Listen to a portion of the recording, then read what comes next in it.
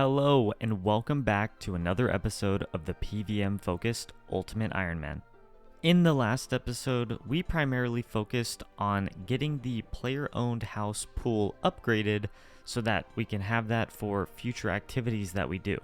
And also, we just recently passed 100 subscribers, so thank you so much for the support on these videos so far. I didn't honestly think anyone would really watch them. I just kind of did this so that I could look back on it in the future and just see my progress on my account edited all together. But I'm glad people are enjoying it, and hopefully I can improve and make these videos better in the future. Thank you so much for watching. I really appreciate it, and I hope you enjoy. And first kill back, and I die to lag. Well, since I'm here rebagging, I'm actually just going to sell off the gold ore. I think I got this from a brimstone key. I was doing some Slayer, but to be honest, I'm going to probably be putting off Slayer a little bit longer. And I figured I was only holding that because I was going to be collecting gold ore from doing gargoyles. But yeah, I'll just wait on that spot, since that'll just open up another space for me to store a Zulrah uniques in the meantime. So, alright, here we go. Round 2. Back at Zulrah. Hopefully we get the kill this time and we don't lag out. My hits are just so bad doing Zulrah. Like, they start out really decent, I think, in the beginning. And then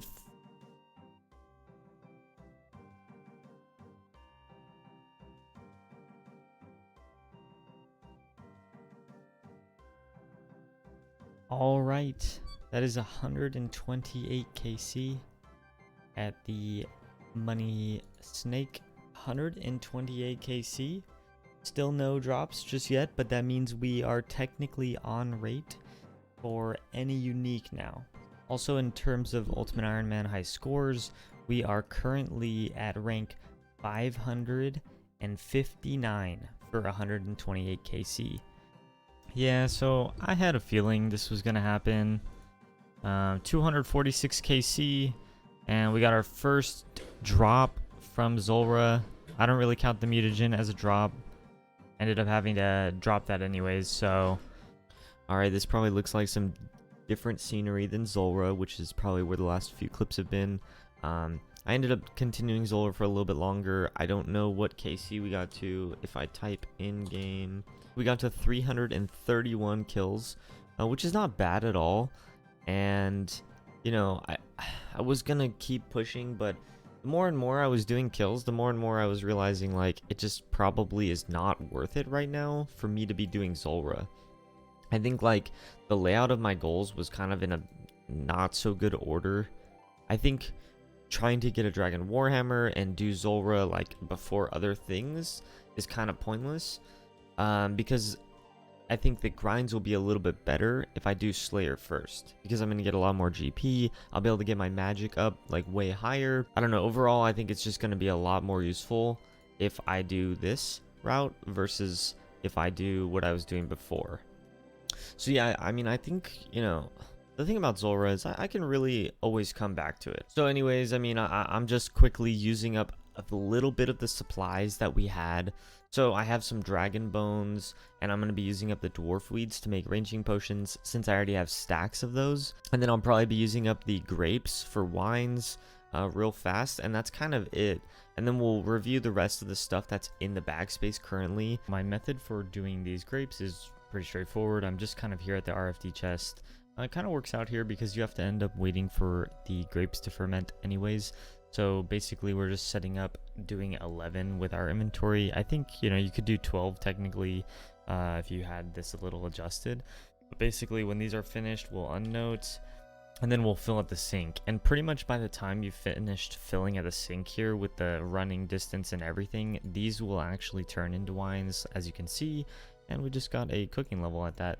And then you're ready to drop and repeat the process. So it's pretty straightforward and not too bad overall. It is very slow.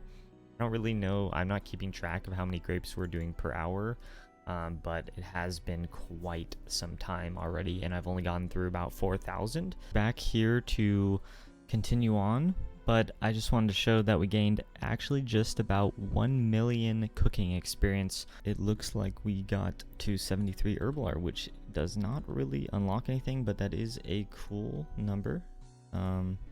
Yeah, I did not expect us to get a level just from using up these last few potions, but we just have just a few more to make, and then we should be ready to bag our items back and get into Slayer. We've cleared up our looting bag, so we actually have a decent amount of space here. I mean, we have 8 spots, and I mean, this is considering that we're holding some herb stacks that are going to get used down the line. So it doesn't really look like I need to drop these or worry about them for now. I do have quite a few spaces that are being used that are going to be holding up spots for a long time, it looks like, but overall we have a decent amount of space right now. While I'm heading back to Cave Horrors, I figured we'd look at the log real quick because we are actually at 2.3k kills on Cave Horrors, and we only have 1 black mask, which is our current Slayer helmet, and I think we got that at about like 12 or 1300 KC. Okay, so we have the Bone Crusher now, we can see it deactivated. Okay, I think we just used these charges and we got 31,000 charges on it. Like, heck, whenever we can turn it off and on whenever we need to. So I think that's it. I think we're pretty much ready to get back into Slayer. Alright, we completed a hard clue and we actually got a pair of D'hide boots. This is actually really good. These are a storable set of ranged boots. We also got the Armadillo plate body. Pretty interesting. We got 2 Armadillo items and yeah, some other stuff, so we can actually alch some of this, but we'll go to the house real quick and show how this works. So if we open the treasure chest, you can actually see we can just put these in freely, no message or warning. And I believe if we sort by hard clues, we can actually see here is all the sets. And then if we scroll down further, we can see all the boots.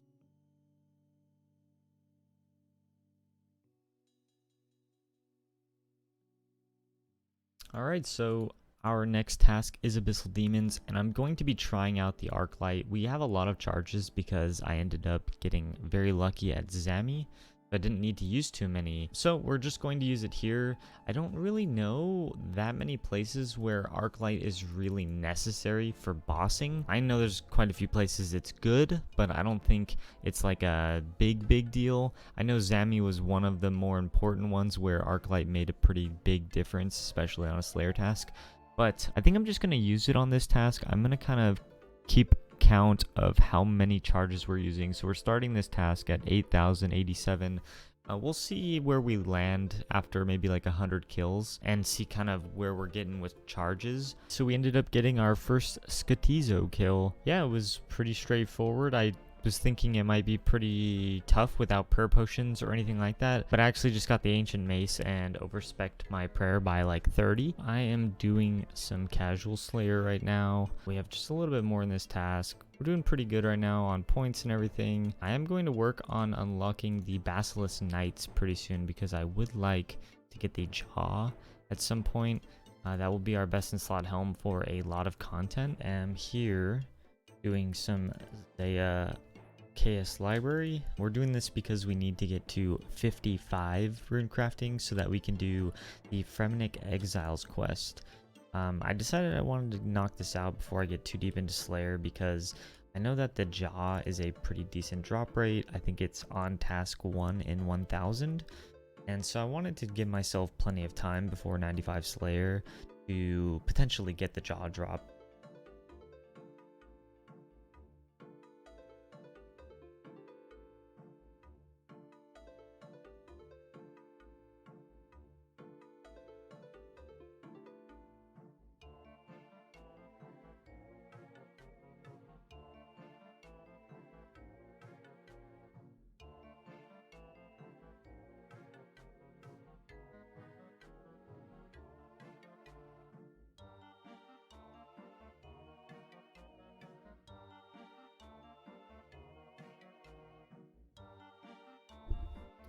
Alright, I think that is the quest completed for the Fremennik Exiles. This means that we can do Basilisk Knights now. So you do have to unlock Basiloct. So I will be unlocking that now for 80 points, meaning that we can now officially be assigned the task that we need. So for those that don't know, you can actually go to a black dragon spawn here at the chicken shrine. If you use a raw chicken on it, it will actually teleport you into this black dragon lair, which is super convenient, I think, for, you know, doing what we're about to do, which is get our black d'hide set. So we're just gonna pray. I just realized I don't have be right back. Anyways, back to what I was saying.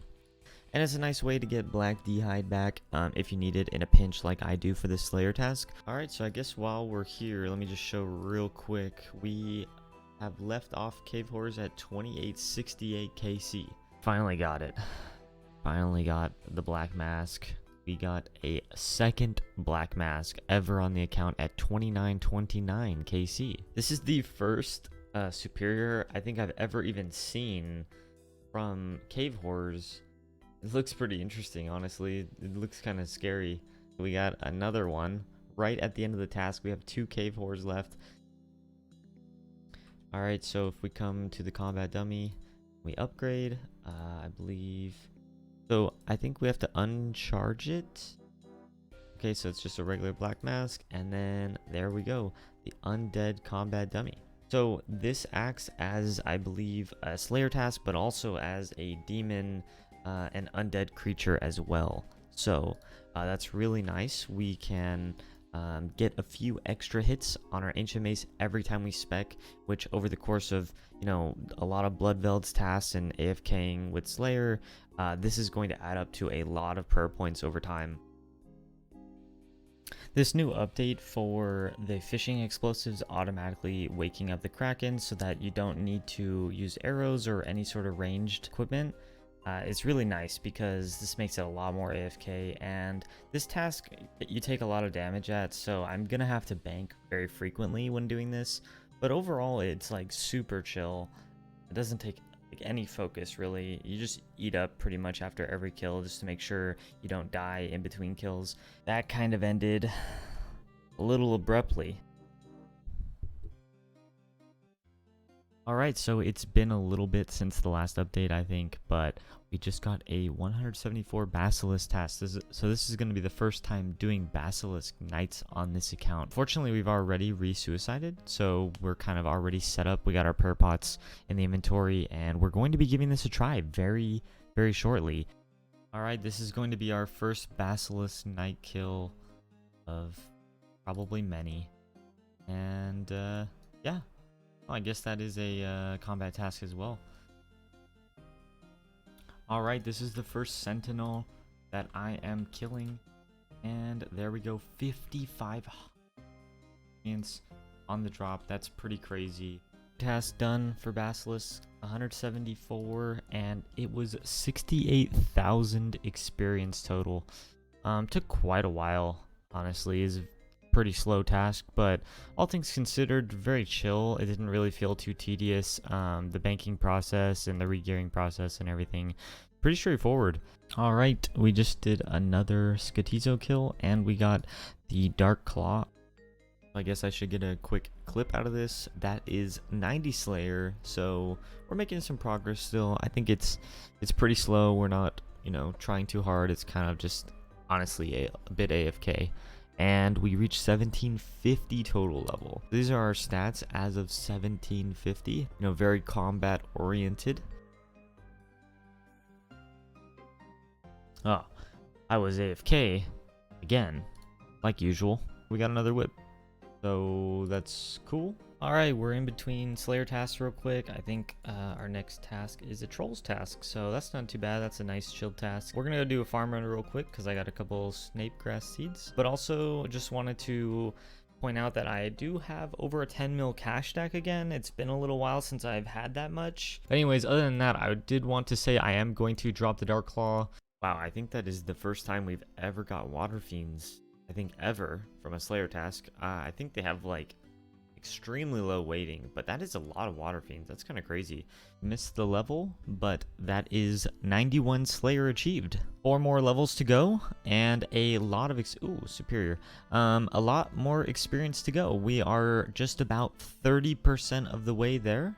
2.8 million experience to go to 95. 1 experience away. And 99 hit points has been achieved. Was not really expecting this to ever be my second 99 for some reason. I don't know why, but I guess it makes sense because I've been kind of training all my combats pretty spread out. That is 100 Slayer tasks done. This is a pretty easy task to get it done with too. And that is 450 points. So now we have just about 1,000 again, which is great. Profiting points, definitely. So we're going to continue on with Slayer, but I figured I'd point that out.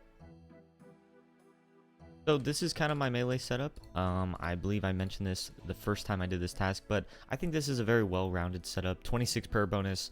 I'm trying to not use prayer pots, so I'm going to use the Ancient Mace to boost my prayer up each trip. I think that typically will last us a decent amount of kills, and then, you know, we'll just continually repeat the cycle. It's going to be kind of similar to Bloodveld's task, except we actually do get hit here and there. And I'm finishing up another farm run real fast before I get into my next Slayer task, which happens to be Basilisks again. But I figured I would mention this. I got 94 defense in the last task. I've honestly just been kind of lazy with recording clips, so I'm sorry I'm not getting these like as they're happening.